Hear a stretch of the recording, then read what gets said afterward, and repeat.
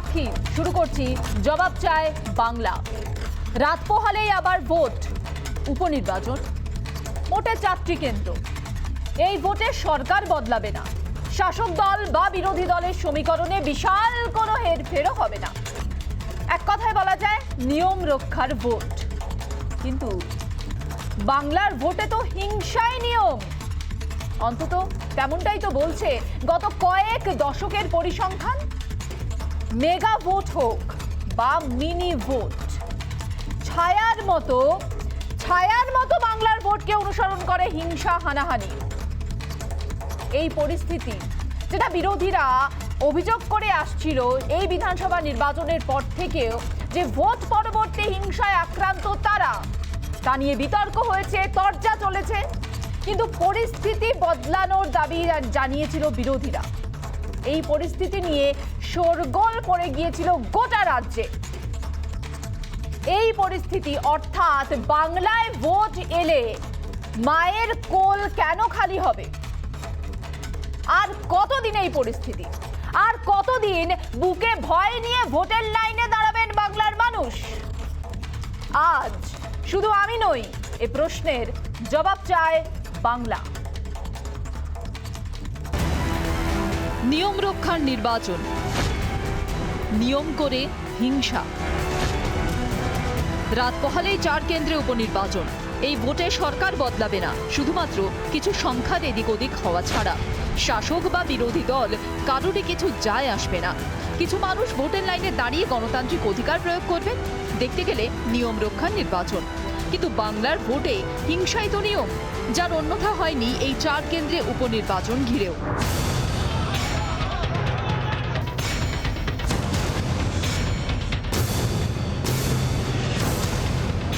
নিরঙ্কুশ সংখ্যাগরিষ্ঠতার পরেও আজকে তৃণমূল কংগ্রেস পশ্চিমবঙ্গে একটি সন্ত্রাসের আবহ তৈরি না করে কোনো নির্বাচনে অংশগ্রহণ করতে পারছে না।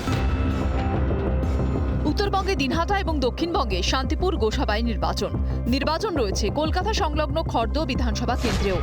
এর মধ্যে দিনহাটায় শাসক দলের বিরুদ্ধে বারবার হিংসা ছড়ানোর অভিযোগ তুলেছে বিজেপি। উদয়ন গুহ থেকে শুরু করে কোচবিহারের জেলা শাসক সবার বিরুদ্ধেই সরব হয়েছে গেরুয়া শিবির। উপনির্বাচনেও শাসক দলের পক্ষ থেকে ভয়ের পরিবেশ সৃষ্টি করার চেষ্টা চলছে বলে অভিযোগ বিজেপির। গতকাল রাত্রি থেকে দিনহাটায় যারা পোলিং এজেন্ট হবে আমাদের দলের, তাদের প্রত্যেকের বাড়িতে 30-40 জনের মোটরসাইকেল বাহিনী পৌঁছে যাচ্ছে। শান্তিপুরে বহু বাইরের মানুষ ঢুকে আছেন। বারবার প্রশাসনকে, পুলিশকে জানানো সত্ত্বেও এখনো পর্যন্ত কোনো ব্যবস্থা নেওয়া হয়নি। শনিবার উপনির্বাচনের লড়াইতে 2-2 অবস্থানে ময়দানে নামছে শাসক দল ও বিরোধী বিজেপি। দিনহাটা এবং শান্তিপুর রয়েছে বিজেপির দখলে, খর্দ এবং গোসাবা রয়েছে তৃণমূলের দখলে। ভোট ঘোষণা হওয়ার পর থেকেই সরগরম রয়েছে দিনহাটা, তাই দিনহাটাতেই অতিরিক্ত নজর নির্বাচন কমিশনের। 4 কেন্দ্রে মোট 92 কোম্পানি কেন্দ্রীয় বাহিনী মোতায়েন করা হয়েছে। 4 কেন্দ্রে কেন্দ্রীয় বাহিনী, Dinhata 27 company, Shantipur 22 company, Khardah 20 company, Gosaba 23 company, মোট 92 কোম্পানি। মেগা ভোট হোক বা মিনি ভোট, বাংলার ভোটে বারবার ফিরে আসে হিংসা প্রসঙ্গ। এর অন্যথা হয়নি এবারেও। একাধিকবার উঠেছে ভোটে সন্ত্রাসের অভিযোগ। উপনির্বাচনে সন্ত্রাস। 18 অক্টোবর 2021 দিনহাটায় প্রচারে বিজেপিকে বাধার অভিযোগ। 23 অক্টোবর 2021 দিনহাটার বুড়িরহাটে আক্রান্ত বিজেপি কর্মী। 25 অক্টোবর 2021 খড়দহে প্রচারে বাধা দেওয়ার অভিযোগ বিজেপির। 26 অক্টোবর 2021 খড়দহে শুভেন্দু অধিকারীর প্রচারে বাধা। 28 অক্টোবর 2021 খড়দহে কর্ণমাধবপুরে আক্রান্ত বিজেপি। কাল যে ভোট হবে আমি নিশ্চিত করে বলতে পারি, যা অবস্থা তাতে খেলা হবে বলবো না, 4-0 গোলে হারবে। 4 কেন্দ্রে শান্তিপূর্ণ উপনির্বাচন করাটাই এখন চ্যালেঞ্জ কমিশনের কাছে। ভোটে হিংসা রুখতে প্রতিবারই সতর্ক থাকে নির্বাচন কমিশন, কিন্তু তারপরেও এড়ানো যায় না অপ্রীতিকর ঘটনা। শনিবারে ভোট শান্তিপূর্ণ হয় কিনা সেদিকেই আপাতত নজর রাজনৈতিক মহলের। রিপাবলিক বাংলা। ভোট মানে কেন হিংসা বাংলায়? তৃতীয়বারের জন্য সংখ্যাগরিষ্ঠতা নিয়ে আসার পরও বিরোধীদের কেন বারবার এই অভিযোগ করতে হচ্ছে, যার সারবত্তা নেই বলে শাসক দল তা এড়িয়ে যাচ্ছে, কিন্তু অভিযোগ থামছে না। সেটা ভোট পরবর্তী হিংসা থেকে শুরু করে উপনির্বাচনের আগের হিংসার ছবিও একই কথা বলছে। কেন? আজ জবাব চাই বাংলা ডিবেট করব। আমার সঙ্গে রয়েছেন বিজেপি মুখপাত্র দেবজিৎ সরকার, রয়েছেন তৃণমূল কংগ্রেস মুখপাত্র কৃষাণু মিত্র, রয়েছেন আইনজীবী লোকনাথ চ্যাটার্জি, রয়েছেন আইনজীবী সব্যসাচী চ্যাটার্জি এবং কংগ্রেস মুখপাত্র অভিষেক ব্যানার্জি। সকলকে স্বাগত রিপাবলিক বাংলায়। কৃষাণু, প্রথম প্রশ্ন আমার আপনার কাছে। তৃণমূল কংগ্রেসের পক্ষ থেকে দাবি করা হচ্ছে 4-0, তাহলে কেন অপ্রীতিকর ঘটনা? কেন বিরোধীদের এই আক্রমণের অভিযোগ? অভিযোগ এই জন্য, তার কারণ হচ্ছে তারা হারবে, তার আগের থেকে অ্যালিবাইটা তারা দাঁড় করিয়ে রাখছে না। হারার জন্য তো তাদের তো অ্যালিবাই লাগবে, তাদের তো পোস্ট টোস্টগুলো বাঁচাতে হবে, অনেক কিছু বলে তো তারা পোস্ট টোস্টগুলোতে নিয়েছেন, তো সেই জন্যে তারা এই সব অ্যালিবাই দিচ্ছেন। আমরা তো অপরদিকে দেখেছি যে তাদের বর্তমানে প্রাক্তন এবং কিছুদিন আগে যিনি রাজ্য সভাপতি ছিলেন, উনি তো নিদান দিচ্ছিলেন কাকে কবে পেটাবেন, কাকে রাস্তার মোড়ে পেটাবেন, কাকে উপর থেকে 6 ইঞ্চি কমাবেন, কাকে নিচ থেকে 5 ইঞ্চি কমাবেন, এইসব তো নিদান দিয়ে দিয়েছিলেন। তার সাথে সাথে মানে কৃষাণু, আপনি নিদানের কথা বলছেন, যে নিদান প্রায়ই দিয়ে থাকেন আপনাদের অনুব্রত মণ্ডল। অনুব্রত মণ্ডল কোনো নিদানই দেননি, খুব শান্তিপূর্ণভাবে তার ওখানে ভোট হয়েছে। আপনাদের ক্যামেরাও কিছু দেখাতে পারেনি।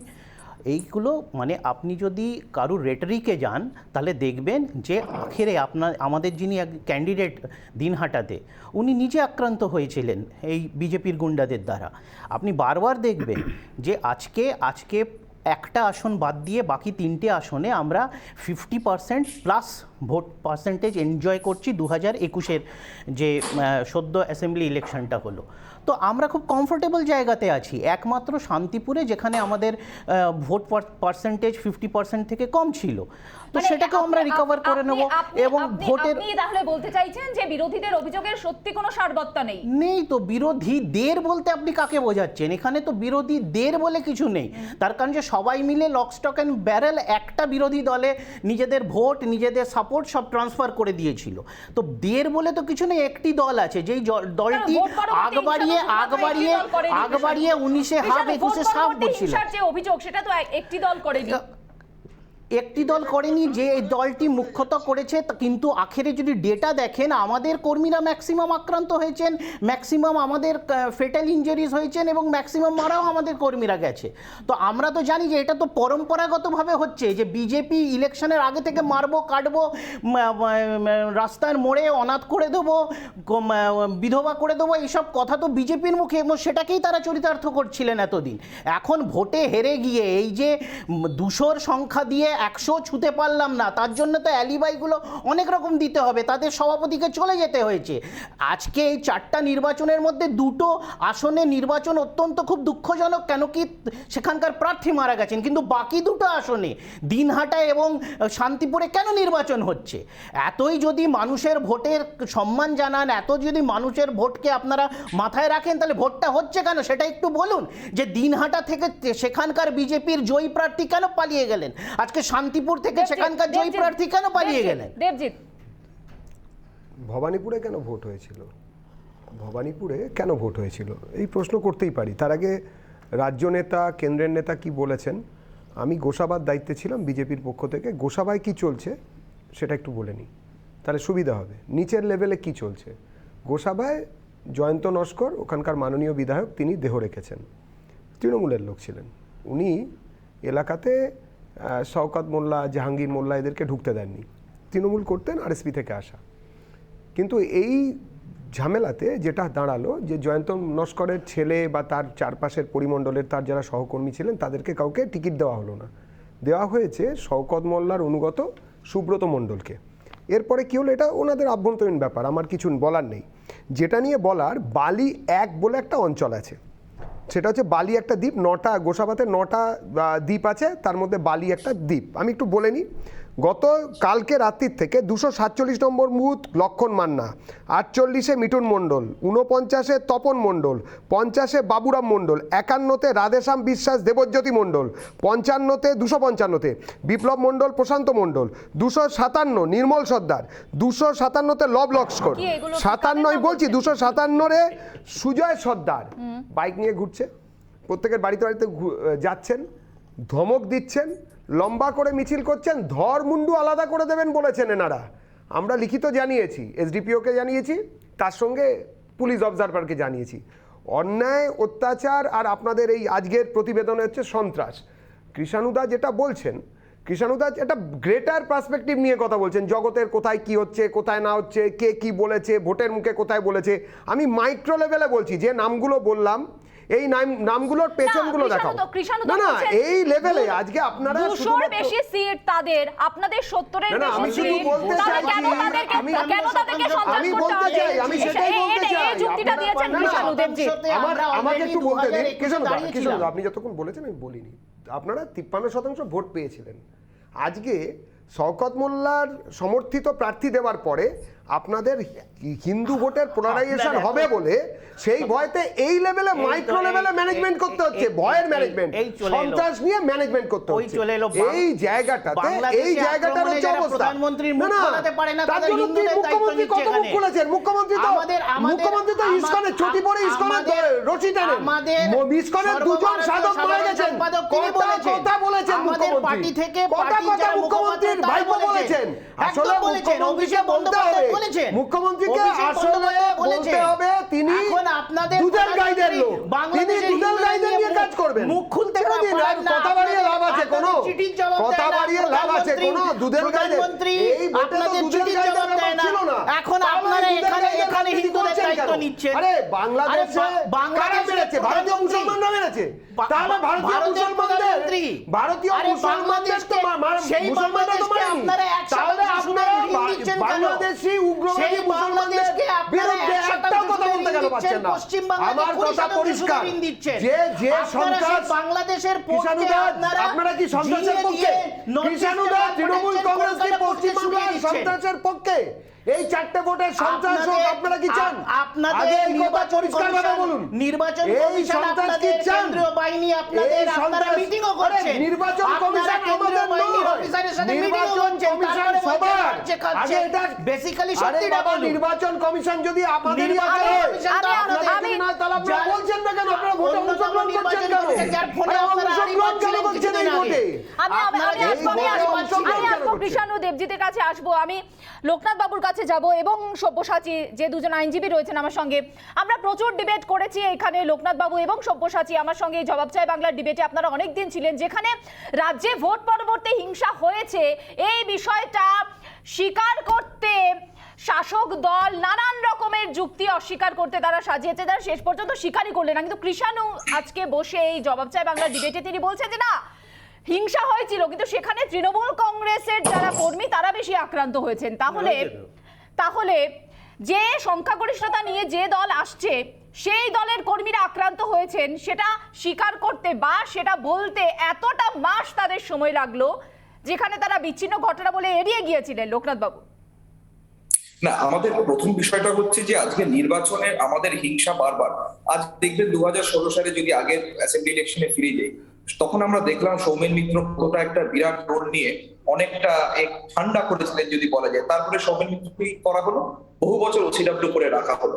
তারপরে আমরা দেখলাম 2021-এর একের পর এক নির্বাচনের আগেও প্রায় 150টা খুন, যে কোনো কারণে হোক রাজনৈতিক খুন। পশ্চিমবঙ্গে আপনি দেখলেন বিহারে নির্বাচন হলো, আসামে নির্বাচন হলো, পশ্চিমবঙ্গে 2021-এর নির্বাচনের সঙ্গে ভারতবর্ষের বহু রাজ্যে নির্বাচন হলো, কিন্তু একটা রাজ্যে একটা খুনের কথা শুনিনি, একটা রাজ্যে একটা কোনো বুথ ক্যাপচারিং, রিগিং এইসব কথা শোনা যায়নি। কিন্তু পশ্চিমবঙ্গের মধ্যে নির্বাচনের সন্ত্রাস, যাতে ইলেকশন কমিশন বারবার এটাকে নিয়ে স্ট্রিক্টলি দেখে। আর ইনফ্যাক্ট পশ্চিমবঙ্গে ম্যাক্সিমাম সেন্ট্রাল সিকিউরিটি দিয়ে এই নির্বাচনগুলো করানো হয়, কারণ পশ্চিমবঙ্গে একের পর এক নির্বাচনের মধ্যেও দেখবেন যদি বারবার হিংসার ঘটনা বেরিয়ে আসছে প্রত্যেকবার প্রত্যেকটা স্তরে। এই জন্য আদালতের কাছে, কলকাতা হাইকোর্টের কাছে যখন বলা হলো যে একটা পোস্টপোল ভায়োলেন্সের সময়সীমা বাঁধার জন্য রাজ্য সরকারের তরফ থেকে, তখন কিন্তু আদালত বললেন যে পোস্টপোল ভায়োলেন্সের ক্ষেত্রে কোনো সময়সীমা বাঁধা যাবে না। তারা বললেন যে নির্বাচনের মধ্যেও যা ভায়োলেন্স হয়েছে, যা হিংসার ঘটনা হয়েছে, সেগুলোকেও পোস্টপোল ভায়োলেন্সের আখ্যার মধ্যে, ব্যাখ্যার মধ্যে রাখতে হবে, কারণ না হলে এটা সার্বিকভাবে ব্যাপারটা উঠে আসছে না। আজকে আদালত পর্যন্ত বলতে বাধ্য হলেন। এবং পোস্টপোল ভায়োলেন্স শব্দটি এটাও কিন্তু একটি পশ্চিমবঙ্গের রাজনৈতিক কালচারের একটি প্রোডাক্ট এবং পশ্চিমবঙ্গেরই একটি ডেভেলপমেন্ট এবং পশ্চিমবঙ্গ থেকেই আমি সব্যসাচী বাবুর কাছে যাব, যেখানে নিয়ম রক্ষার নির্বাচনে কি নিয়মই হয়ে যাচ্ছে এখন সন্ত্রাস, যেটা কিন্তু শুধুমাত্র তৃণমূল কংগ্রেসের এই আমলে অভিযোগ নয় সব্যসাচী বাবু, এই সন্ত্রাসের অভিযোগ কিন্তু গত কয়েক দশকের বাম আমলেও একই অভিযোগ উঠেছে। দেখুন, প্রথমত যে সন্ত্রাস, রাজনৈতিক সন্ত্রাস, তার পরিপ্রেক্ষিতগুলো বিচার করার থেকেও যে জায়গাটায় আমার মনে হয় প্রত্যেকটি রাজনৈতিক দলের একটা জায়গায় আসা উচিত, যে নির্বাচন হোক, নির্বাচনে সন্ত্রাস বন্ধ করার প্রশ্নে আমরা একটা জায়গাতে থাকবো। নেতৃত্বের কথা বলছি। নির্বাচনের আগে ঠিক যেভাবে ওই বাড়ি বাড়ি ঢুকে মারবো এই কথাগুলো বলাও যেরকম ভুল ছিল, উস্কানিমূলক ছিল, ঠিক একইভাবে নির্বাচনের আগে খেলা হবে বলে, ভয়ঙ্কর খেলা হবে বলে মানুষকে উস্কানি দেওয়াটাও কিন্তু কোনো রাজনৈতিক পরিপক্কতার উদাহরণ তৃণমূল কংগ্রেসের নেতারাও কিন্তু রাখেননি। এই যে জায়গাটা তৈরি হচ্ছে নেতৃত্বের স্তর থেকে উস্কানি দেওয়া প্রতিটা জায়গাতে, তার উপরে যুক্ত হয়েছে এই আজকে একটু আগেই যে তরজাটা আমরা দেখছিলাম, হিন্দু ভোট, মুসলমান ভোট। পশ্চিম বাংলার মাটি, সেখানে প্রতিটি ধর্মের মানুষ একসাথে থাকেন। এখানে হিন্দু ভোট, মুসলমান ভোট কি? একটু আগে কৃষাণুবাবু তিনি বলছেন ভোট নাকি ট্রান্সফার করে দিয়েছে। আরে ভোট কি কারুর পৈতৃক সম্পত্তি নাকি? কোন রাজনৈতিক দল ভোট ওন করে? এই কথাটা যারা বলেন তারা গণতন্ত্রের মূল মর্মবস্তুকে অশ্রদ্ধা করছেন। এটা তাদের কালচার, এটা অত্যন্ত আমি মনে করি এটা ঠিক না। গণতন্ত্রকে কখনো আপনি অস্বীকার করতে পারেন না। প্রতিটা মানুষের অধিকার আছে ভোট দেবার, তার রাজনৈতিক দলকে চুজ করবার। 2011 সালে কৃষাণুবাবুদের দল, তারা জিতে এসেছিলেন, বামপন্থীরা হেরে গিয়েছিল। তাহলে সেখানেও তারা কিছু ভোট পেয়েছিলেন, বামপন্থী মানুষ হয়তো ভোট দিয়েছেন, তাদেরকে আপনি অশ্রদ্ধা করতে পারেন নাকি? ভোট ট্রান্সফার করিয়ে দিয়েছে। এটা অদ্ভুত কুদ্ভুত কথা বলে যুক্তি সাজিয়ে কোনো লাভ নেই। পশ্চিম বাংলার রাজনীতিটাকে বাইপোলার রাজনীতিতে করবার একটা চেষ্টা তারা করেছেন তৃণমূল কংগ্রেস, বিজেপি। আজকে কি হচ্ছে? নির্বাচন হয়ে বা কি হবে? আজকে নির্বাচনে যদি বিজেপি জেতে, কালকে তিনি তৃণমূল কংগ্রেসে চলে যাবেন না, তার কোনো গ্যারান্টি আছে নাকি?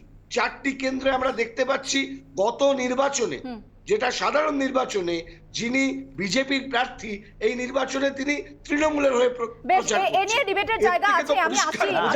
এখানে খুব ভালো লাগলো কোন জায়গায় আমরা পৌঁছাচ্ছি। সব্যসাচী বাবুর মানে শুধু উনি একটু ভুলে গেলেন যে যেরকম এখন আমরা ত্রিপুরাতে গিয়ে আমরা যে রণংদেহী বিজেপির সম্মুখীন হচ্ছি, আমাদের মারা হচ্ছে, আমাদের সাংসদকে মারা হচ্ছে, কিছুদিন আগে উনাদের নেতা মন্ত্রীদের, উনাদের কার্যকর্তাদের ওখানে মারা হচ্ছিল। ওনার সেই কথাটা বলা এখানে বলার উনি প্রয়োজন বোধ করলেন।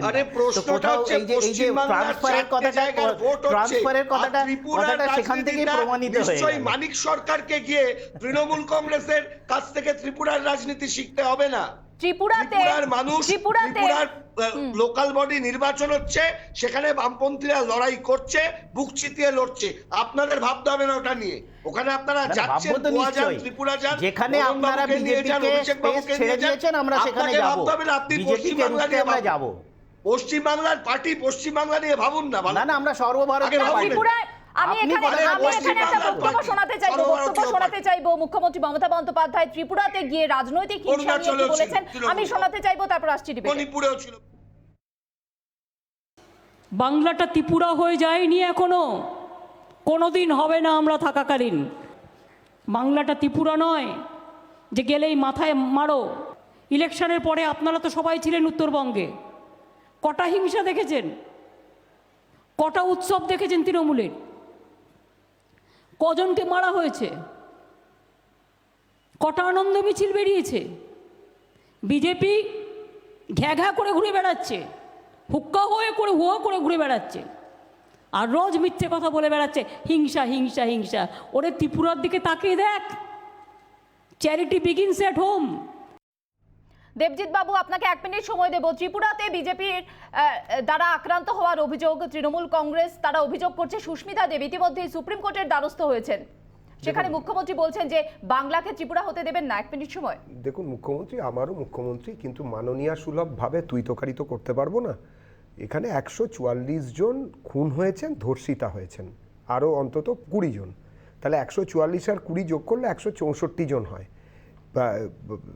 উচ্চ আদালত, সম্মাননীয় উচ্চ আদালত, তারা সিট গঠন করেছেন পেটাপিটির জন্য, আর হেনিয়াস ক্রাইম মানে খুন আর ধর্ষণের জন্য তারা সিবিআই তদন্তের নির্দেশ দিয়েছেন। পোস্ট পোল ভায়োলেন্সের জন্য এমনি এমনি খুন হননি। কৃষ্ণ, 1 মিনিট। তো ব্যাপার হচ্ছে যে এইগুলোর পরেও তুই গিয়ে দেখ, ওনার ভাইপো বলবে আয় আমি দাঁড়িয়ে আছি, তোর বাপকে ডাক, এই ধরনের কথা তো আমরা অভ্যস্ত নই, আমরা এইভাবে বলি না, কোথাও শুনিনি তো। আর দ্বিতীয় কথা হচ্ছে যে আরেকটা জিনিস আপনাদের বলি, মিথ্যে, ডাহা মিথ্যের একটা জাল বোনার চেষ্টা হচ্ছে। দেখুন, আমি এখানে যিনি তৃণমূল কংগ্রেসের প্রবক্তা বসে আছেন, তার জাতীয়তাবাদী মানসিকতা নিয়ে আমার কোনো সন্দেহ নেই। আমার ভালো মনে আছে কলকাতা বইমেলা একবার একটা বাংলাদেশ হাই কমিশন থেকে একটা ম্যাপ বেরিয়েছিল, তাতে কাশ্মীর আটকানো ছিল, সে মানে বাদ দেওয়া ছিল, তাই নিয়ে আমরা দুজনে পাশাপাশি বসে তখন এক দলে ছিলাম, আন্দোলন করেছিলাম। কিন্তু আমার কথা হচ্ছে যে ত্রিপুরাতে বসে যেভাবে জাতীয়তা বিরোধী কাজকর্ম তৃণমূল কংগ্রেস করার চেষ্টা করছে, সেটাকে কন্ডেম করা সব পার্টির উচিত, এমনকি তৃণমূল কংগ্রেসের আপনাদের উচিত যারা জাতীয়তাবাদী আছেন তারা সেটাকে আনা যায় কি যায় না। এখানে খুব ত্রিপুরা ঘুরতে কেন যাচ্ছেন? বাংলায় পশ্চিমবাংলার কথা বলুন, পশ্চিমবাংলাকে করুন, উত্তরপ্রদেশে পশ্চিমবাংলাতে যেগুলোতে হয়েছে। আমি কৃষাণুদা আপনাকে আমি মনে করাই, কৃষাণুদা একটু মনে করাই, যেখানে জনগণের ট্যাক্সের পয়সা আপনারা কিন্তু লড়েছিলেন, তৃণমূলের পয়সায় নয়। পোস্টপোল ভায়োলেন্স আমাদের সরকারের বিরুদ্ধে ছিল না, পোস্টপোল ভায়োলেন্স ছিল তৃণমূলের বিরুদ্ধে। তৃণমূল নিজের পয়সা লড়েনি, পার্টি হিসেবে তৃণমূল লড়েনি, লড়েছিল পশ্চিমবঙ্গ সরকার আমার আপনার ট্যাক্সের পয়সা, আমার আপনার ট্যাক্সের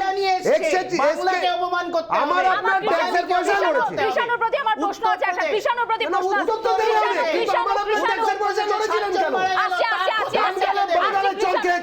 আছে। কৃষাণুকে 1 মিনিট সময় দেবো। কৃষাণুর প্রতি আমার প্রশ্ন রয়েছে।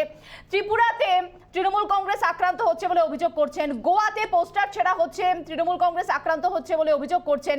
সেখানে নিজেদের জমি পাওয়ার জায়গাটা তখন কি যুক্তিতে আসে না? বাংলাতে যখন বিরোধীরা অভিযোগ করে তখন নিজেদের জমি পাওয়ার জন্য তারা অভিযোগ করছে, আর আপনারা যখন গিয়ে ভিন রাজ্যে অভিযোগ করছেন সেটা তাহলে সত্যি অভিযোগ নয় তো, এটা টিভির পর্দাতে আপনাদের ক্যামেরাম্যানরা দেখেছে কিভাবে আমাদের যারা আমাদের সর্বভারতীয় নেতাদের আমাদের আর গোয়ায় গিয়ে বিরোধীরা বলেন আমি গোয়া বিরোধী হলে একরকম বক্তব্য হবে, আর শাসকের চেয়ারে বসে আরেক রকম বক্তব্য হবে। 144 সারা রাজ্যে কৃষাণু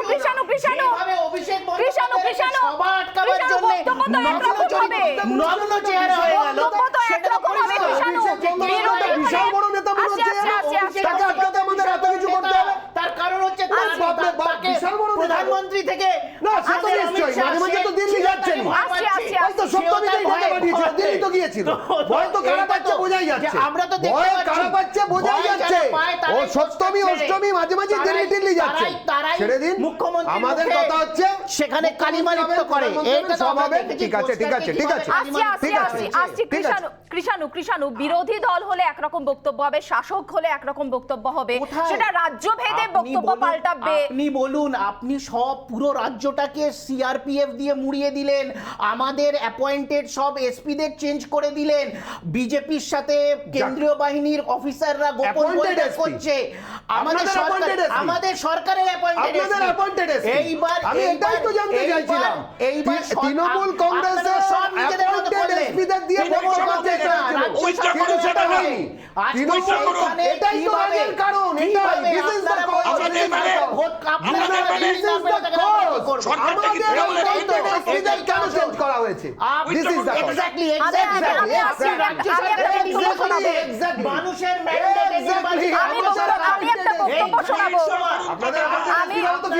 আপনাদের শুভেন্দু বাবু বলেছেন যে আমাদের রাজ্য সরকার আপনাদের কেন্দ্র সরকার আছে। একটা বক্তব্য কৃষাণুকে শোনাতে চাই, যেখানে এই যারা আমলাদের নিয়ে কথা হচ্ছে সেখানে আরো একটি বক্তব্য, আরো একটি অভিযোগ বিজেপির পক্ষ থেকে, সেই অভিযোগ কি শোনাতে চাই, তারপর আসবো এই পয়েন্টে ডিবেটে। দিনহাটা উপনির্বাচনকে কেন্দ্র করে কুচবিহারের জেলা শাসক একটি মিটিংয়ে বলেছিলেন যে ভোট কেন্দ্রের বাইরে কেউ কোনোভাবে ভোটার আইডেন্টি কার্ড চেক করবে না। এই নিয়ে জায়গায় জায়গায় প্রচার চলেছে যে মানুষ পৌঁছে যাবেন, কোথাও কোনো চেকিংয়ের প্রশ্ন নেই। আমরা আমাদের দলের পক্ষ থেকে আজকে ইসির কাছে কমপ্লেন করেছিলাম, তিনি জেলা শাসকের কাছে নির্দেশ পাঠিয়েছেন এবং ব্যাখ্যা চেয়েছেন কেন এ ধরনের বক্তব্য রাখা হয়েছিল কোনো মিটিংয়ে। 30 সেকেন্ড সময় দেবো, তারপর আমি অভিষেক বাবু অপেক্ষা করছি, তার কাছে যাব। জানতেই পারিনি যে বিজেপির বর্তমান রাজ্য সভাপতি এবং প্রাক্তন রাজ্য সভাপতি সিআরপিএফ এর কর্তার সাথে, তার অফিসারের সাথে কি আলোচনা করলেন। আমরা তো এই তথ্য শুধু দেখলাম, তারা ভেতরে গিয়ে আলো ঢুকেছেন এবং তারপরে তারা বেরিয়ে বুঝলাম, কিন্তু তো এইখানে বক্তব্যের কিভাবে পরিপ্রেক্ষিতে- সিআরপিএফ কোথায় দেবে এই গোপন তথ্য কি তার বিজেপির কাছে চলে গেল? কেন কি আমরা তো দেখলাম যে পেগাসাস মামলাতে না, আপনি মনে যেগুলো হয় ভারত বক্তব্যটা সরকার শোনেননি। অ্যাকোয়ার করলো সেই আপনি সব মনে হয় বক্তব্যটা তথ্য শোনেননি। বিজেপির আইটি সেল পেয়ে গেল। বক্তব্যটা মনে হয় শোনেননি। আরেকবার দেখাতে হবে, আপনি মনে হয় শোনেননি। আপনি মনে হয় শোনেননি যেখানে জেলা শাসককে নিশানা করছে বিজেপি। বলা হচ্ছে জেলা শাসক তিনি নিজে একটি মিটিং এ বলেছেন যে ভোটার কার্ড লাগবে না ভোটারদের, তারা ভোট দিতে যেতে পারবেন। কি করে তিনি এটা বলতে পারেন? জেলা শাসক কি করে বলতে পারেন তার উত্তর জেলা শাসক দেবেন, সেটা তৃণমূল কংগ্রেস পার্টি দেবে না, সেটা আপনারা ওনার থেকে উত্তরটা নিয়ে নিন। কিন্তু আমরা তো বিজেপির শীর্ষ নেতৃত্ব, প্রাক্তন রাজ্য সভাপতি, বর্তমান রাজ্য সভাপতিকে যৌথভাবে বিএসএফ কর্তার সাথে মিটিং করতে দেখলাম, সেখানকার কেন্দ্রীয় বাহিনী কর্তার সাথে মিটিং করতে দেখলাম। সেইটা বলুন যে কি গোপন বোঝাপড়া হলো সেখানে। সেখানে কি আরেকটা শীতলকুচি হবে কি? কেন কি আমরা শীতলকুচি ভুলিনি, কিন্তু যেখানে দেবজিৎ, 30 সেকেন্ড সময়। গুলি করে বাঙালিকে দেবজিৎ। মারা হয়েছিল। শীতলকুচির জন্য আপনি দুঃখিত? শীতলকুচির জন্য আপনি দুঃখিত? শীতলকুচির জন্য আপনি দুঃখিত? শীতলকুচির ভিডিওতে যেখানে দেখা যাচ্ছে ভোট লুট করতে লোকে যাচ্ছে, না না প্রমাণিত অপ্রমাণিত নয়, দেখা যাচ্ছে। আরে প্রমাণ অপ্রমাণের কি আছে? তেরে লোক ঢুকে আসছে, আপনি দুঃখিত? আপনি তাহলে সেটাই বলছেন তো? আপনি এই রাজ্যের বাসিন্দা, এবারে তো বলি, আমি এবারে বলি, যে কোনো ভোটের আধিকারিকের সঙ্গে দেখা করার অধিকার যে কোনো লোকের আছে, যে কোনো লোকের আছে। আর ওর সঙ্গে আছে রিটার্নিং অফিসারের সঙ্গে। আমি অভিষেক বাবুর কাছে যাবো। অভিষেক বাবু অনেকক্ষণ ধরে অপেক্ষা করছেন। অভিষেক বাবু, যেটা শুরুতেই কৃষাণু বললেন যে বিরোধীরা যাতে না বলি, কারণ এই উপনির্বাচনের ক্ষেত্রেও সমস্ত অভিযোগ নাকি আরেকটা কথা শুধু যোগ করে দিতে হবে, যে যোগ করে নিতে হবে অভিষেক বাবুর উত্তরের জন্যই, যে বিরোধী কেন, যে কোনো মানুষ তারা আরো বা যে কোনো নির্বাচন আধিকারিকের সঙ্গে যোগাযোগ করতে পারেন। অবশ্যই কৃষাণু প্রথমেই যেটা বললেন যে বিরোধীরা বলবেন না, কারণ বিরোধী বলতে শুধুমাত্র বিজেপিরই অভিযোগ। এই উপনির্বাচনের ক্ষেত্রেও আমরা দেখছি যে অভিযোগ শুধুমাত্র বিজেপি। তাহলে বিরোধীর দায়িত্ব কি এই বাংলায় শুধু বিজেপি নিয়ে নিয়েছে? তাহলে কংগ্রেসের কি ভূমিকা?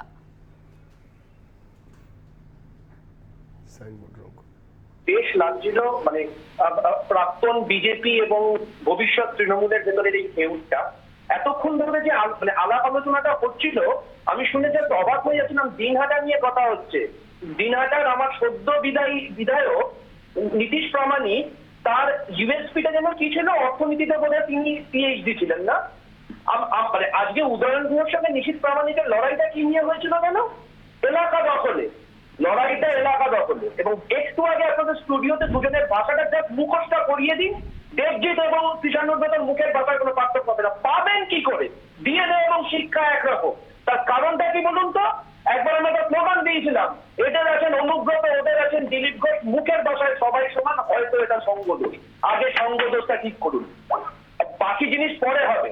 একটা প্রশ্ন করি আপনাকে, প্রশ্নটা কোথায় জানেন? আজকের লড়াইটা যখন হচ্ছে তখন সাধারণ মানুষ মারা যাচ্ছে, এবং তখন এখানে দাঁড়িয়ে এরা আমরা ওরা করে বেড়াচ্ছি। কিন্তু এই সাধারণ মানুষের, আমি আপনার কথা, আপনার সাউন্ড পাচ্ছি কিন্তু ভিডিও পাচ্ছি না, তাই একটু আপনাকে থামাতে হচ্ছে। হ্যাঁ, পেয়েছি আবার, বলুন প্লিজ অভিষেক বাবু, বলুন। হ্যাঁ, সমস্যাটা কোথায় বলুন তো? এই যে আমরা ওরা হচ্ছে না, এই যে আমার 144 জন মারা গেছে, অতএব আমি ওখানে 14 জনকে মারবো, এই যে ওপর থেকে 6 ইঞ্চি কমিয়ে দেবো, ঠিক একই ভাষা আমাদের মাননীয়া ঠিক সেই সময় করতেন। সেই সময় তাদের জোট সঙ্গী ছিল এরা। এবং আজকে কৃষাণু এখানে এসে যে কথাগুলো বলছে, 2016 ও খুব ভুল না হলে বোধহয় পানিহাটি থেকে দাঁড়িয়েছিল, একই ধরনের বক্তব্য দিয়েছিল, if I am not wrong. সমস্যাটা কি বলুন তো? সমস্যাটা হচ্ছে আমরা ভাবের ঘরে চুরি করে বেড়াচ্ছি। আমরা জাস্ট জার্সি গুলো চেঞ্জ করছি, জার্সি গুলো চেঞ্জ করে যখন যে দলে আছি, আমার দল হচ্ছে সব থেকে ভালো, ওইসব কথা, মানে ওইসব ভুয়ো কথা হয়ে গেছে। দেবজিৎ এখানে এত বড় বড় কথা বলছে। দেবজিৎ চণ্ডীপুরে লড়াই করতে গেছিল, সায়ন্তন বসিরহাটে। আমি তখন সে বছর তাদের যা মুখের ভাষা ছিল, আমি চণ্ডীপুরে কোনোদিন যাইনি। রাজনৈতিক যুক্তি বলুন না, রাজনৈতিক যুক্তি বলুন। আপনি এই রাজনৈতিক যুক্তি দিন, আপনি আপনার দলের যুক্তি দিন, আপনি আপনার দলের যুক্তি দিন। এরকম তো শিষ্টাচার আপনি বলছেন সেটা তো ব্যক্তিগত জানা নেই। এই অভিষেক বাবু আমাকে এক মিনিট বলতে দিন, যেহেতু আমার নাম উঠেছে, আমাকে এক মিনিট বলতে দিন। প্রথমত, চণ্ডীপুরে আমি কোনোদিন নির্বাচন লড়িনি।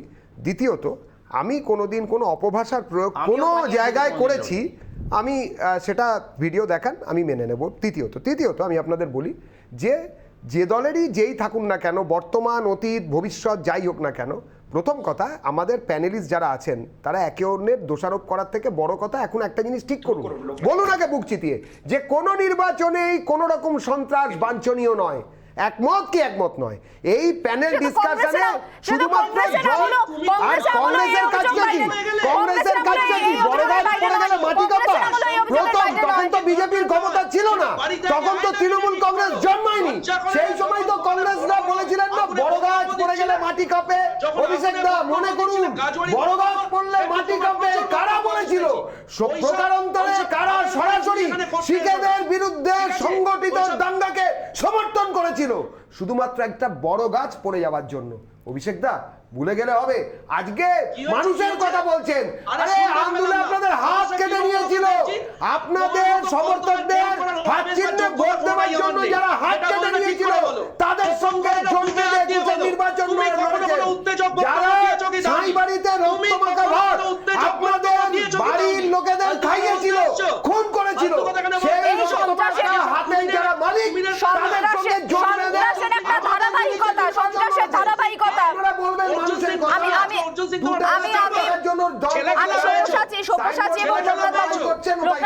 উত্তরবঙ্গের বিভিন্ন আজকে কয়েকটা দিন আগে পর্যন্ত দেখলাম বিপুল ঘোষকে কিভাবে হত্যা করা হলো।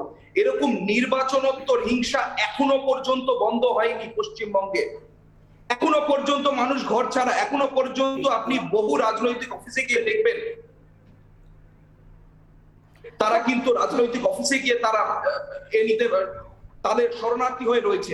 আজকে নির্বাচনোত্তর হিংসার যখন বিষয় হচ্ছে আমি আবারও বলছি, এখনো বলছি যে আমরা যারা রাজনৈতিক দলের নেতৃত্ব যারা উপস্থিত এখানে আছেন বা রাজনীতি নিয়ে যারা কথা আমরা বলি, আমাদের একটা কমন জায়গায় আসা উচিত যে হিংসা বন্ধ হোক।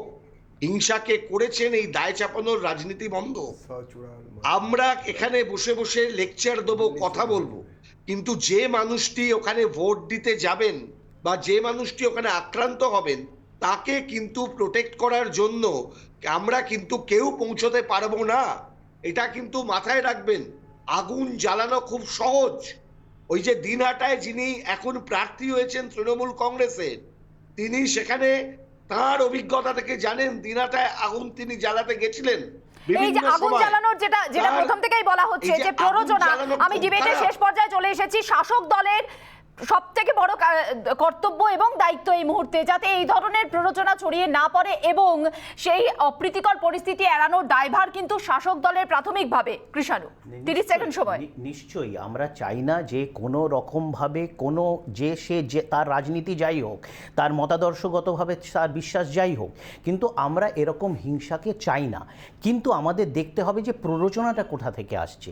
আজকে তো আমাদের টোটাল অ্যাডমিনিস্ট্রেশনটা রাজ্য সরকারের হাত থেকে নিয়ে নেওয়া হয় যখন নির্বাচন হয়, এবং সেটাকে কিভাবে প্রধান বিরোধী দল ব্যবহার করছে এটা আমরা বারবার দেখছি। এবং তারা যেখানে যেই রাজ্যে সরকারে আছেন তারা যে সেখানে এটাকে এনশিওর করতে পারছেন তাও নয়, কিন্তু আমাদের মুখ্যমন্ত্রী আমাদের নেতৃত্ব তাও বলছে যে আপনারা দেখবেন আমরা সব রকম বিজয় মিছিল সেটাকে আমাদের পার্টি বন্ধ করে দিয়েছে। 30 সেকেন্ড সময়। কোনো রাজ্যে দেখাতে পারবেন নির্বাচনের সময়, নির্বাচনের আগে বা নির্বাচনের পরে কোনো রাজনৈতিক দাঙ্গা হয়? একমাত্র পশ্চিমবঙ্গ ছাড়া কোথাও হয় না। আমি আপনাকে বলছি এবারে শুনুন কেন হয়। যত দুনিয়ার তোলাবাজদের এই মুখ্যমন্ত্রীর দল তারা নিয়ে রেখেছেন। গতকাল দাঁতপুরে লোকের একজন ইন্ডাস্ট্রিয়ালিস্টের ঘরে ঢুকে টাকা তোলা হয়েছে, এক্সটর্শন করা হয়েছে। আজকে মেল করেছেন, আজকে দাঁতপুর পুলিশ হুগলি কিষাণুদা দাঁতপুর পুলিশে আজকে পুলিশ স্টেশন হুগলির আজকে এক্সটর্শন হয়েছে, মেল করেছে। অভিষেক 30 সেকেন্ড সময়। কয়জন ধরা পড়েছে? 30 সেকেন্ড সময়। অভিষেক 30 সেকেন্ড সময় দিচ্ছি। আমি ব্রেক নিতে হবে, আমাকে ব্রেক নিতে হবে। 30 সেকেন্ড সময় দিচ্ছি। প্লিজ অভিষেক বলুন। বিরোধী স্বরকে কণ্ঠস্বর বলুন অভিষেক। আসি। মানে খেউর বন্ধ না হলে কথা বলতে পারবো না, শুনতে পাচ্ছি না। মানে আপনি কি আমায় বলতে বলছেন? হ্যাঁ বলুন প্লিজ। হ্যাঁ, এবার সমস্যাটা হচ্ছে কি বলুন তো, এখানে প্রশ্রয় আর প্ররোচনার কথা হচ্ছিল। আপনি একটা আমায় দেখান তো, এই যে যখন প্ররোচনামূলক কথাবার্তাগুলো হতো একটাও অ্যাডমিনিস্ট্রেটিভ এফআইআর হয়েছে কিনা? সাধারণ এফআইআর আর অ্যাডমিনিস্ট্রেটিভ এফআইআর এর পার্থক্যটা যদি না জানেন বলে দিই। সাধারণ এফআইআর হচ্ছে আপনি করলে সাধারণ এফআইআর হয়, এসডিপিও বা ডিস্ট্রিক্ট ম্যাজিস্ট্রেট করলে সেটা অ্যাডমিনিস্ট্রেটিভ এফআইআর হয়। সায়ন্তনের বিরুদ্ধে, দিলীপ ঘোষের বিরুদ্ধে, অনুব্রতর বিরুদ্ধে একটাও অ্যাডমিনিস্ট্রেটিভ এফআইআর হয়েছে? হয়নি। আপনি সারা বছর ধরে প্রশ্রয় দিয়ে যাবেন, তারপর বলবেন কে কে করলো প্ররোচনা? ছেলে খেলা হচ্ছে। আমি বললাম না রাজনৈতিক ডিএনএটা এক, এবং আজকে আপনারা এইখানে ওই যে কিন্তু সমস্ত রাজনৈতিক দলকে এই দায়িত্ব নিতে হবে যাতে ভোট মানেই সন্ত্রাস না হয়। ডিবেটের আমার সময় শেষ হয়েছে, আমার ডিবেটের সময় শেষ হয়েছে। সকলকে ধন্যবাদ জানাচ্ছি জবাব চাই বাংলার ডিবেটে যোগ দেওয়ার জন্য। আগামীকাল উপনির্বাচন, রাত পহলাই আমরা চাই শান্তিপূর্ণ উপনির্বাচন হোক বাংলায়। উপনির্বাচন কেন, সমস্ত নির্বাচনই শান্তিপূর্ণ হোক। একটা ছোট বিরতি নিচ্ছি, বিরতির পর ফিরছি ব্রেকিং সেগমেন্ট নিয়ে, সঙ্গে থাকুন।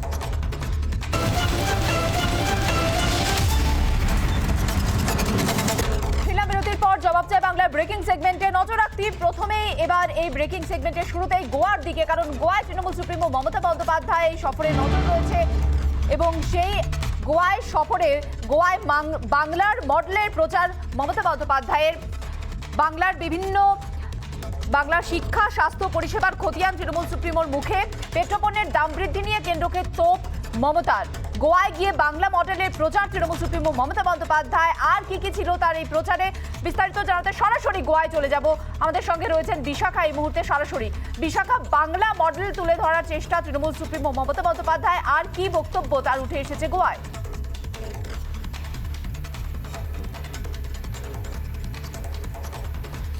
দেখো মীনাক্ষী, প্রাথমিকভাবে যেটা খুব স্বাভাবিক, যখন একেবারে দোরগোড়ায় গোয়ার বিধানসভা নির্বাচন, সেই জায়গা থেকে যখন তৃণমূল সুপ্রিমো মমতা বন্দ্যোপাধ্যায় গোয়ায় এসেছেন, তখন গোয়ার মানুষের কাছাকাছি তিনি পৌঁছবেন, এটা খুব স্বাভাবিক। এবং তার যে প্রকল্পগুলো এই পশ্চিমবঙ্গ থেকে যেগুলোর কার্যত ক্যাম্পেন হয়ে থাকে সারা দেশে, সেই রকমভাবেই কিন্তু আজকেও ক্যাম্পেন করা হলো গোয়ায় এসে সেই প্রকল্পগুলোকেই কার্যত। সেটা কন্যাশ্রী হোক, সেটা লক্ষ্মীর ভাণ্ডার হোক, বা মৎস্যজীবীদের জন্য বিশেষ প্রকল্প হোক, আমরা কিন্তু তারই প্রতিফলন দেখতে পেলাম। এবং সেই সঙ্গে স্বাস্থ্যসাথীর বিষয়টিও উঠে এসেছে। এবং সব মিলিয়ে যদি একটু ভেঙে ভেঙে বলতে হয়, তাহলে তিনি প্রথমে যখন বেটিমে গিয়েছিলেন, অর্থাৎ বেটিমে মৎস্যজীবীদের সঙ্গে যখন তিনি কথা বলছিলেন, সেই সময় গিয়ে কিন্তু তিনি তাদের উদ্দেশ্যে যে কথাগুলো বলেছেন, সেখানেও উঠে এসেছে একটা বিষয়, বাংলায় মৎস্যজীবীদের জন্য যে প্রকল্পগুলো তিনি করেছেন এবং যেভাবে ভর্তুকির বিষয়টি তিনি তুলে ধরেছেন, যে 30,000 গোয়ায় এখন ভর্তুকি দেওয়া হচ্ছে মৎস্যজীবীদের মৎস্য ব্যবসার জন্য। সেইটাই যদি গোয়াতে তৃণমূলের সরকার প্রতিষ্ঠিত হয়, যদি গোয়ার আমজনতা তাকে বা তার দলকে নিয়ে আসেন, সেক্ষেত্রে 75,000 টাকা পর্যন্ত ভর্তুকি দেওয়া হবে। সেই সঙ্গে যারা মাছ ব্যবসায়ী, মৎস্য ব্যবসায়ী, তাদেরকে 4,000 টাকা করে, তিনি মহিলা হন বা পুরুষ, তাদেরকে মাসে 4,000 টাকা করে ভাতা দেওয়া হবে, এই কথা ঘোষণা করেছেন। সেই সঙ্গে তিনি বলেছেন যে গোয়ায় যারা মৎস্যজীবী, তাদেরকে গোয়াতে যাতে তারা অগ্রাধিকার পান মাছ ব্যবসার ক্ষেত্রে, সেই ব্যবস্থা করা হবে গোয়া সরকারের তরফ থেকে, যদি সরকারের তৃণমূল কংগ্রেস আসে। এই সমস্ত বিষয়গুলো যখন একদিকে মৎস্যজীবীদের জন্য তিনি বলেছেন, পাশাপাশি তিনি কিন্তু একটা বিষয় বলেছেন, তৃণমূল কংগ্রেস বলতে তিনি সর্বধর্ম সমন্বয়ের কথাই বলেছেন। এবং যেখানে টেম্পল, তৃণমূল বলতে তিনি টিএমসি বলতে টেম্পল, মস্ক এবং চার্চ সবটাকে একসঙ্গে এক পংক্তিতে নিয়ে এসেছেন। সব মিলিয়ে বেঙ্গল মডেলকেই তুলে ধরার চেষ্টা করলেন তৃণমূল সুপ্রিমো। মীনাক্ষী, ধন্যবাদ বিশাখা। ছিলেন আমাদের সঙ্গে বিশাখা সরাসরি গোয়া থেকে। নজর রাখবো ব্রেকিং সেগমেন্টে আমাদের পরের ব্রেকিং এর দিকে যে খবর আমাদের কাছে এসে পৌঁছেছে। আন্তর্জাতিক উড়ানের নিষেধাজ্ঞা, সেই নিষেধাজ্ঞা বাড়লো মেয়াদ। নিষেধাজ্ঞার মেয়াদ বেড়েছে আগামী 30শে নভেম্বর পর্যন্ত। আন্তর্জাতিক উড়ানে বেড়েছে নিষেধাজ্ঞার মেয়াদে কোভিডের কারণে। আমরা জানি যে বিগত কয়েক মাস ধরে বন্ধ রয়েছে আন্তর্জাতিক উড়ান। সেক্ষেত্রে আগামী 30শে নভেম্বর পর্যন্ত আবারও আন্তর্জাতিক উড়ানের নিষেধাজ্ঞা জারি থাকলো, নিষেধাজ্ঞা বহাল থাকলো বলা যায়। এই বিষয়ে বিস্তারিত জানাতে আমার সঙ্গে এই মুহূর্তে সরাসরি নিউজ রুমে রয়েছেন সৌমেন। সৌমেন, আর কি তথ্য পাচ্ছ এই বিষয়ে? এরকম বলছিলেন যে 30শে নভেম্বর পর্যন্ত আন্তর্জাতিক উড়ানের ক্ষেত্রে নিষেধাজ্ঞা জারি করা হয়েছে। এই নিষেধাজ্ঞা ছিল 31শে অক্টোবর পর্যন্ত, সেটা আরও 1 মাস বাড়ানো হয়েছে। এই আন্তর্জাতিক নিষেধাজ্ঞা মূলত প্যাসেঞ্জার প্লেনের ক্ষেত্রে বলা হচ্ছে। যেহেতু কোভিড পরিস্থিতি ধীরে ধীরে খানিকটা হালকা হচ্ছে, বিশ্বের বিভিন্ন দেশেও খানিকটা হালকা হয়েছে, কিন্তু থার্ড ওয়েভ যেহেতু বিশ্বের বিভিন্ন দেশে নতুন করে এসছে, ভারতেও সেই সম্ভাবনা অনেকটা জোরদার হচ্ছে, সেই কথা মাথায় রেখে ডিজিসি অর্থাৎ director general of civil aviation তারা স্থির করেছেন যে না, অন্তত 1 মাস আরও বাড়ানো হোক, গোটা পরিস্থিতির দিকে নজর রেখে তারা তারপর পরবর্তী সিদ্ধান্ত নেবেন। গত বছর যখন কোভিড আউটব্রেক হয়েছিল, প্রধানমন্ত্রী নরেন্দ্র মোদী 22শে মার্চ যখন লকডাউনের কথা ঘোষণা করেছিলেন, তারপর থেকে টানা বন্ধ ছিল ভারতের আন্তর্জাতিক উড়ান ব্যবস্থা। ভারত থেকে বিদেশে যাওয়া এবং বিদেশ থেকে ভারতে আসা পুরোটাই বন্ধ ছিল। আস্তে আস্তে 31শে অক্টোবর পর্যন্ত এটা এক্সটেন্ড করে তারপর খুলে দেওয়ার ভাবনা চিন্তা হয়েছিল, কিন্তু হঠাৎ করে আবার থার্ড একটা ওয়েভ আউটব্রেক হতে পারে এই আশঙ্কায় ডিজিসিএ এই সিদ্ধান্ত নিয়েছে। তবে কার্গো যে সমস্ত ফেসিলিটিস রয়েছে, বিভিন্ন বিদেশ থেকে বিভিন্ন জিনিসপত্র ভারতবর্ষে আসে, ভারত থেকে বিভিন্ন জিনিসপত্র অন্যান্য দেশে যায়, সেই কার্গো ফেসিলিটি বিশেষ পারমিশন নিয়েই করা হয়, সেটা কেন্দ্র সরকারের তরফ থেকে বিশেষ ব্যবস্থা করা হয়েছে। তার জন্য বিভিন্ন দেশ, বিশেষ করে 25টা দেশের সঙ্গে ভারতের সেরকম চুক্তি রয়েছে ব্যবসা বাণিজ্যের, সেই 25টা দেশের সঙ্গে ভারতের যে চুক্তি, সেই চুক্তির ভিত্তিতে কার্গো ফেসিলিটিস চালু রাখা হচ্ছে, কিন্তু সেটাও অবশ্যই কোভিড পরিস্থিতি যাবতীয় নিয়মকানুনকে মেনে করা হচ্ছে। তবে এখনও পর্যন্ত এটাই তথ্য, অন্তত সাধারণ মানুষদের জন্য যারা বিদেশে যাতায়াত করেন তাদের জন্য এটাই বক্তব্য যে 30শে নভেম্বর পর্যন্ত এই ফেসিলিটি আপাতত রদ করে দিয়েছে কেন্দ্র সরকার। ধন্যবাদ সৌমেন ছিলেন আমাদের সঙ্গে সরাসরি নিউজ রুম থেকে। নজর রাখবো আমাদের পরবর্তী খবরের দিকে। জবাব চাই বাংলার ব্রেকিং সেগমেন্টের পরবর্তী খবরের দিকে নজর রাখতে হচ্ছে। প্রধানমন্ত্রী নরেন্দ্র মোদী ইতালিতে মহাত্মা গান্ধীর প্রতি পুষ্পস্তবক অর্পণ করেছেন। ভারতীয় সম্প্রদায়ের সাথে দেখা করেছেন প্রধানমন্ত্রী নরেন্দ্র মোদী এবং G20 শীর্ষ সম্মেলনে যোগদানের জন্য তার সফরের সময় রোমের তিনি মহাত্মা গান্ধীর মূর্তির প্রতি পুষ্পস্তবক অর্পণ করেছেন। সেই ছবি আপনারা দেখতে পাচ্ছেন এই মুহূর্তে। ইতালিতে প্রধানমন্ত্রী নরেন্দ্র মোদী এবং সেখানে মহাত্মা গান্ধীর প্রতি শ্রদ্ধা জ্ঞাপন প্রধানমন্ত্রী নরেন্দ্র মোদীর। তার ইতালি সফরে আর কি কি পরিকল্পনা রয়েছে, কি কি ভাবনা রয়েছে, বিস্তারিত জানাতে সরাসরি নিউজ রুমে রয়েছে deputy news editor Renaissance Chakraborty আমার সঙ্গে। রেনেসা। একদমই মীনাক্ষী, তুমি জানো যে একাধিক কর্মসূচি রয়েছে, কিন্তু যেটা সব থেকে গুরুত্বপূর্ণ মোদির এই সফরের যেটা সব থেকে বেশি গুরুত্বপূর্ণ তা হলো যে ইতালিতে গিয়ে তিনি 12 বছরের মধ্যে এই প্রথম দেশের প্রধানমন্ত্রী ইতালিতে গেলেন এবং সেখানে গিয়ে তিনি যেটা করলেন, গান্ধীজির মূর্তিতে শ্রদ্ধা জানালেন, পুষ্পস্তবক দিয়ে শ্রদ্ধা জানালেন, ভারতীয় কমিউনিটির যারা সেখানে রয়েছেন ইতালিতে তাদের সঙ্গে দেখা করলেন, তাদের সুখ দুঃখের খবর নিলেন এবং এই গান্ধী মূর্তি যেটা পিয়াজ্জা, আমি তোমাকে জানিয়ে রাখি পিয়াজ্জা গান্ধী এই জায়গাটিতে রয়েছে এই মূর্তিটি, এবং সেখানে তিনি গিয়ে শ্রদ্ধা জানানোর সঙ্গে সঙ্গে ভারতীয় সম্প্রদায়ের সঙ্গে একাধিক আলোচনা করেন এবং G20 যে সামিট সেখানে যোগ দিতেই মোদির এই রোম সফর। তবে তুমি জানো যে উড়ে যাওয়ার আগেই নরেন্দ্র মোদী যেটা জানিয়েছেন যে তিনি ভ্যাটিকান সিটিতেও যাবেন এবং তিনি কতদিন থাকবেন, কি কর্মসূচি, সেগুলো কিন্তু আমরা লাগাতার জানাচ্ছি। একেবারেই আপাতত ধন্যবাদ রেনেসা তোমাকে। নজর রাখবো আমাদের পরবর্তী খবরের দিকে, যে খবর আমাদের কাছে এসে পৌঁছচ্ছে।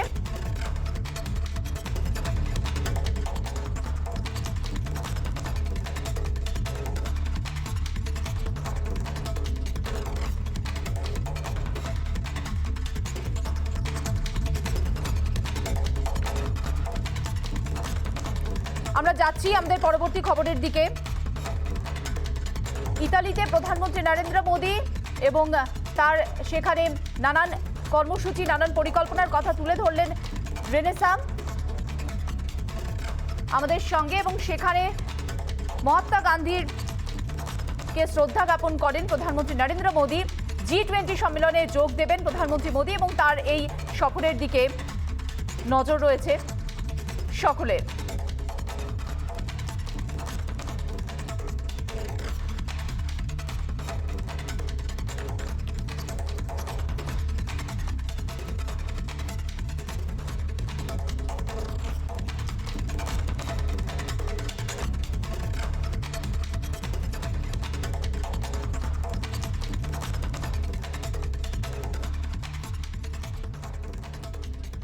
নজর রাখবো পরবর্তী খবরের দিকে, যে খবর আমাদের কাছে এসে পৌঁছচ্ছে।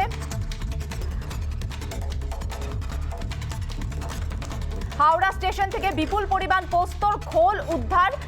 কলকাতা থেকে ভদ্রক পাচার হচ্ছিল। পাচারের আগে হাওড়া স্টেশন থেকে বিপুল পরিমাণ পোস্তর খোল উদ্ধার এবং উদ্ধার করেছে এনসিবি। হাওড়া স্টেশন থেকে বিপুল পরিমাণ খোল উদ্ধার করা হয়েছে পোস্তর। 440 কেজি পোস্তর খোল উদ্ধার হয়েছে। মূলত ধাবাগুলিতে নেশা করার কাজে ব্যবহার করা হয় এই পোস্ত খোলগুলি এবং আফিংয়ের বিকল্প হিসেবে ব্যবহার করা হয়, যে কারণে এই খোল উদ্ধারকে কেন্দ্র করে চাঞ্চল্য ছড়িয়েছে। যেখানে আমরা দেখেছি যে বিগত কয়েকদিন ধরে যেখানে আমরা দেখেছি শুধুমাত্র শহর কলকাতা নয়, অন্যান্য জায়গাতেও উদ্ধার হচ্ছে নানান নেশা সামগ্রী, মাদক, সেখানে আজকে আবার হাওড়া স্টেশন থেকে এই পোস্তর খোল উদ্ধারকে কেন্দ্র করে নানান প্রশ্ন কিন্তু সামনে আসছে।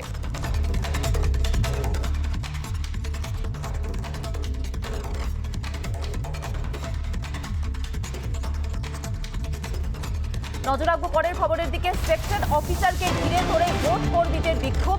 নদিয়া, শান্তিপুর, আমড়াতলা, রামনগর গার্লস প্রাইমারি স্কুলে ৮৬, ১৭৮ এবং ১৭৯ নম্বর বুথের ঘটনা। চরম অব্যবস্থার মধ্যে ২২ জন ভোট কর্মী, একটি শৌচালয়, ডাম্প এবং নোংরা অপরিচ্ছন্ন দুটি অন্ধকার ঘর, যেখানে দুপুর থেকে সেক্টর অফিসকে ফোনের পর ফোন করার পর অবশেষে সন্ধ্যায় তিনি জানিয়েছেন যে ইলেকট্রিক মিস্ত্রি আসবে রাতের মধ্যে। এ বিষয়ে বিস্তারিত জানাতে সরাসরি নিউজ রুমে রয়েছেন সিনিয়র এডিটর ময়ূক রঞ্জন ঘোষ। ময়ূক, দেখো একদিনও নয়, প্রায় ২৪ ঘন্টাও নয়, ১২ ঘন্টা প্রায় বাকি আছে বাইপোলের উপনির্বাচনের, এবং উপনির্বাচনের আগেই এরকম একটা চিত্র ধরা পড়ছে। এরকম একটা চিত্র খুব স্বাভাবিকভাবে একদিকে আমরা দেখতে পাচ্ছি যারা ভোট কর্মী আছেন তারা কোভিড সিচুয়েশনের মধ্যে যারা ভোট পরিচালনা করবেন তাদের ক্ষেত্রে দাঁড়িয়ে তাদের ক্ষোভটা রয়েছে। পাশাপাশি দাঁড়িয়ে আমরা প্রশাসনের অসহায়তা দেখতে পাচ্ছি, যেখানে যারা ভোট কর্মী, যারা স্বাস্থ্যকর্মী, যারা সরকারি কর্মী, তারা যদি এরকম বিশৃঙ্খল আচরণ করেন তাহলে এই গোটা প্রসেসটা যে ভোটের প্রসেস যেটা আর কয়েক ঘন্টার মধ্যে ভোট শুরু হবে। সকাল 7টা থেকে 4 জায়গায় উপনির্বাচন শুরু হবে এবং তার আগে নদিয়াতে এই ঘটনাটা একটি বিক্ষিপ্ত ঘটনা হিসেবেই দেখা হচ্ছে বলে জানিয়েছে প্রশাসন। কিন্তু তার পাশাপাশি যে ঘটনাটা হচ্ছে সেই ঘটনাটা অত্যন্ত গুরুত্বপূর্ণ। এমন একটি সময়, অনেক দিন আগে থেকে নোটিফিকেশন জারি হয়েছে, অনেক দিন আগে থেকে একাধিক জায়গায় ডিপ্লয়মেন্ট শুরু হয়েছে, তারপরেও এরকম অব্যবস্থা নিয়ে অবশ্যই প্রশ্ন উঠছে। সরকারি কর্মচারী যারা রয়েছেন তাদের বক্তব্য আমরা পেয়েছি, তারা বলছেন যে একের পর এক যে ইলেকশনগুলো যাচ্ছে সেই ইলেকশনগুলোতে এমনিতেই অত্যন্ত খারাপ ধরনের যে ইনফ্রাস্ট্রাকচার থাকে, তাদের যে মিনিমাম যে কমফর্টগুলো থাকে সেই কমফর্টগুলো পাওয়া যায় না। প্রচুর মহিলা কর্মী যারা আছেন তারা শৌচালয় ব্যবহার করতে পারেন না। সেই কাজগুলো স্থানীয় প্রশাসনের দায়িত্ব থাকলেও ইলেকশন কমিশনের দেখার দায়িত্ব, এবং ইলেকশন কমিশন বা নির্বাচন আধিকারিক যারা রয়েছেন, যারা নোডাল অফিসার যারা রয়েছেন, তাদের সাথে বসার আর্জি জানিয়েছেন তারা। গোটা রাত এই ধরনের যদি চলে, কালকে সকাল 7টায় কোথাও গিয়ে হয়তো মনে হতে পারে যে এরকম একটা ঘটনার পরে ভোট কর্মী যারা রয়েছেন তারা কতটা অ্যাক্টিভলি এই ভোট প্রসেসটাকে চালু করতে পারবেন, শুরু করতে পারবেন। তুমি জানো যে এক রাত আগেই সমস্ত জায়গা থেকে কর্মীরা এসে ক্যাম্প করেন এখানে, এবং সেই যে স্কুল হোক বা কোনো কলেজ হোক সেখানেই তারা থাকার ব্যবস্থা থাকে, শোয়ার ব্যবস্থা থাকে, এবং এই পুরো পরিচালনাটা করে নির্বাচন কমিশন, স্থানীয় প্রশাসন, স্থানীয় পুলিশ, এবং তার পাশাপাশি কিছু ক্লাবকে দায়িত্ব দেওয়া হয়। তারপরেও নদিয়ার এই ছবি, আমরা যে ছবি দেখাচ্ছি আপনাদের প্রিয় দর্শক, সেই ছবি কোথাও গিয়ে কিন্তু ফের একবার প্রশ্ন তুলে দিচ্ছে যে এই যারা ভোট কর্মী তাদেরও বেসিক কিছু নিরাপত্তা এবং কমফোর্ট দেওয়ার জায়গা আছে। একেবারেই অসংখ্য ধন্যবাদ ময়ূক আমাদের সঙ্গে থাকার জন্য। এবং রাত পোহালে ভোট যেখানে সেখানে ভোট কর্মীরা তারাই বিক্ষোভ দেখাচ্ছেন। জবাব চাই বাংলা ব্রেকিং সেগমেন্ট এখানেই শেষ করছি। বিদায় নিচ্ছি জবাব চাই বাংলা থেকে। এরপর দেখুন 294 দেশের 1 নম্বর হিট নিউজ শো। নজর থাক রিপাবলিক বাংলায়। নমস্কার।